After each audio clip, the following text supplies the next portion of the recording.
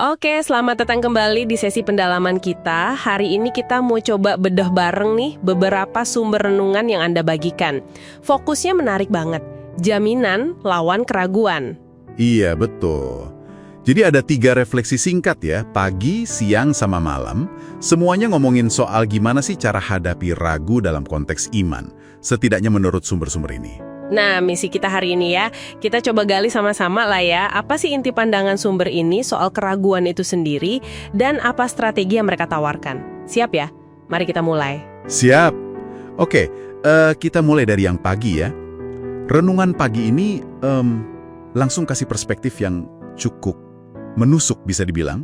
Oh iya, gimana tuh? Jadi, renungan ini bilang, kalau kita ragu soal jaminan keselamatan, yakin nggak sih kita selamat, itu bukan cuma pergumulan pribadi biasa gitu. Merujuk ke 1 Yohanes 5 ayat 10b, intinya kalau nggak percaya kesaksian Tuhan soal anaknya, itu sama aja bilang Tuhan itu pendusta. Jadi ragu itu, wah implikasinya ke sana, kayak mempertanyakan integritas Tuhan. Waduh, itu pergeseran fokus yang lumayan ya. Dari yang tadinya mungkin mikir, aduh gimana ya perasaanku kok gini, jadi ke aku percaya nggak sih sama Tuhan dan omongannya? Ini benar-benar ngajak kita mikir ya.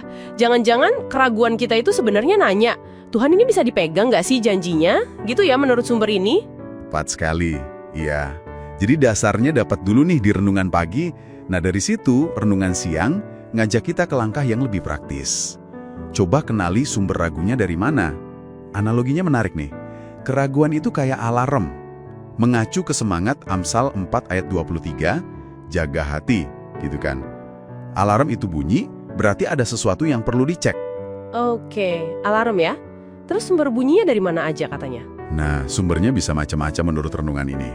Anda diajak ngecek nih, ini muncul gara-gara rasa bersalah dosa yang belum beres, atau karena lagi tertekan situasi sulit. Atau, ini istilah dari sumbernya ya, bisikan tuduhan si jahat. Jadi ada pandangan soal pengaruh negatif dari luar juga. Kenapa penting banget sih kata sumber ini buat tahu persis akarnya dari mana? Karena ya, kalau tahu sumbernya, baru bisa pilih senjata yang pas gitu logikanya. Kalau sumbernya dosa, ya responnya ngaku dosa minta ampun. Kalau karena keadaan, ya kuatin iman lagi sama janji Tuhan. Kalau dianggap dusta iblis, ya ditolak pakai kebenaran firman. Jadi kayak diagnosa dulu, baru kasih obat yang tepat gitu. Oke. Jadi semacam deteksi dini ya. Pertanyaan buat kita berarti, keraguan yang lagi kita alami sekarang ini, kira-kira akarnya dari mana ya? Menarik. Nah, setelah tahu implikasinya, terus coba diagnosa sumbernya, renungan malam ngasih strategi buat ngelawannya langsung ya. Terutama kalau ragunya itu gara-gara perasaan. Betul, ini strategi intinya nih. Lawan perasaan pakai fakta. Fakta lawan perasaan. Maksudnya fakta di sini apa ya? Fakta di sini maksudnya kebenaran dari firman Tuhan, dari Alkitab, dianggap objektif, stabil, nggak berubah-ubah. Beda sama perasaan kita yang bisa naik turun kan. Kadang senang, kadang sedih, kadang ragu. Sumber ini kasih contoh bagus banget buat ngejelasinnya. Coba, contohnya gimana? Biar lebih kebayang. Oke, misal nih, perasaan kita bilang, kayaknya dosaku nggak diampuni deh, mungkin karena ingat salah terus. Nah, fakta firman, misalnya dari 1 Yohanes 1 ayat 7, bilang, darah Yesus menyucikan kita dari segala dosa. Jelaskan bedanya? Iya. Perasaan versus apa kata firman ya? Ada lagi contohnya? Ada, misal lagi susah, terus perasaan bilang, Tuhan kok jauh banget ya rasanya?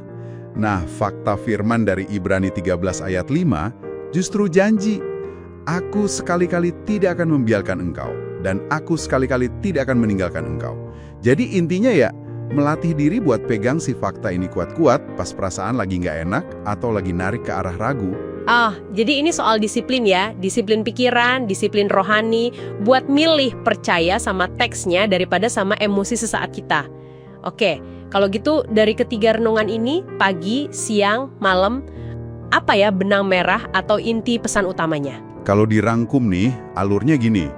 Mulai dari paham dulu beratnya isu keraguan ini secara teologis, bisa nyerempet ke karakter Tuhan. Terus, langkah kedua, diagnosa akarnya dari mana, dan puncaknya dikasih strategi buat ngelawan aktif.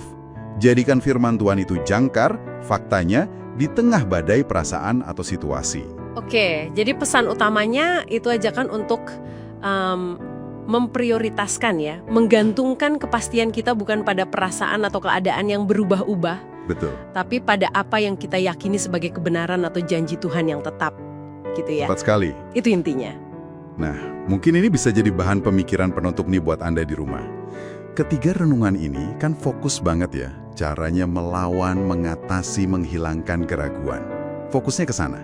Pertanyaan lanjutannya mungkin gini, kira-kira ada nggak sih tujuan atau mungkin fungsi lain dari keraguan itu sendiri dalam perjalanan iman? Sesuatu yang mungkin positif gitu, walaupun kita tetap berusaha mengatasinya ya. Gimana kalau kita lihat keraguan bukan cuma sebagai musuh yang harus ya dimusnahkan? Ada perspektif lain nggak ya? Wah, itu pertanyaan yang menarik buat direnungkan lebih dalam ya. Oke deh, sekian dulu pendalaman kita kali ini dari sumber-sumber yang ada. Semoga ada perspektif baru yang bisa kita dapatkan.